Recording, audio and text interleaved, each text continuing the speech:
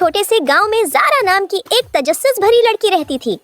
ज़ारा को नई जगहें दरियाफ़त करना, तारीख की किताबें पढ़ना और ये तसव्वुर करना बहुत पसंद था कि माजी और मुस्तकबल में ज़िंदगी कैसी होगी।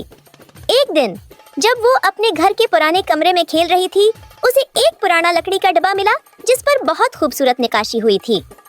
डब्बे के अंदर एक सुनहरी जेब घड़ी रखी हुई थी, लेकिन ये आम घड़ी नहीं थी।